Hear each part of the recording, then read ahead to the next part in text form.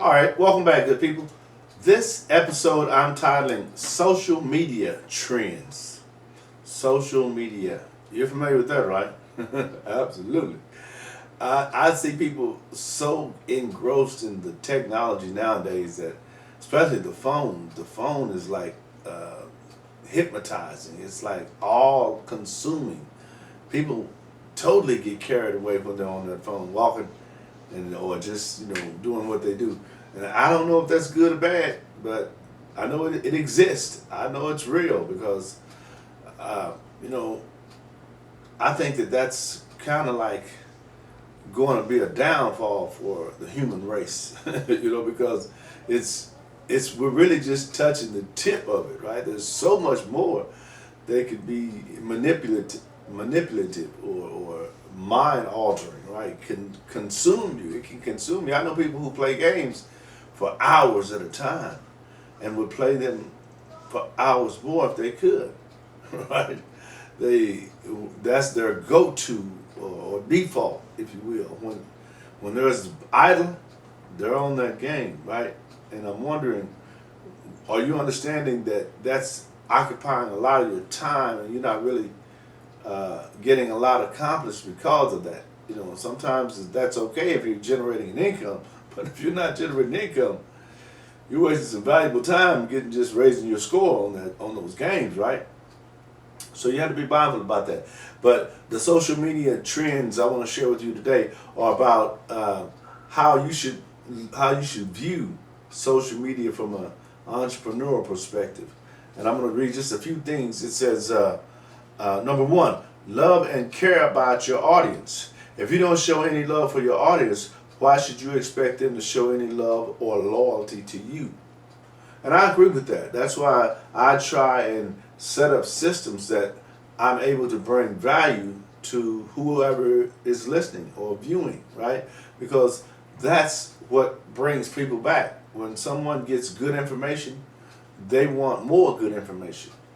And if it's specific information that can really help them, like say they want to learn how to create a landing page or create a website or create graphic design. If you can show people how to do that, then that's revenue for you. That can generate money for you. So if you have that skill, don't let that skill go to waste. That skill is valuable. But there are so many other skills that are valuable online that you can learn and then teach. When I say teach, I don't just mean for free. I mean you can charge for that. And if you're not charging on a large scale, you can charge individually, right? When someone wants a website created, that's one thing. One person wants that created, right? So you work on that one, get that done, and go to the next. Go to the next, and each one of those is generating a source of income for you and your system, right? And after a while, over time, you get so good at it that you can control more than just what you do. You can help other people to do the same thing, right? The second one is tell authentic stories and share moments that matter. And that means less of static updates and more behind the scenes, raw, intimate stories, right? That means more work for marketers and brand because it requires better storytelling. I love storytelling. I, for one, love storytelling. And that's something that I'm constantly working on getting better at. Because when you're a good speaker, you're really just telling stories and mixing in the message that you want to mix in within those stories, right? And a lot of those stories are you based, right? That's how you know them so well, is because they're stories that happen to you. And people are interested in what happened to you. I know it doesn't make sense, right?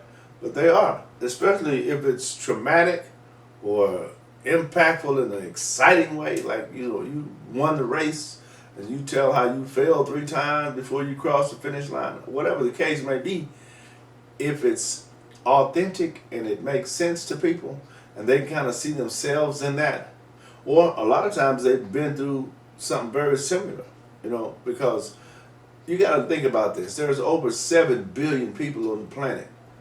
You're not going to, whatever experience you had, you're not the only one.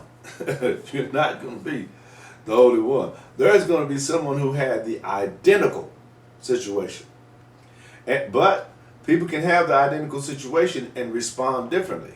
So you got to keep that in mind as well. Number 3, work with influencers and micro influencers.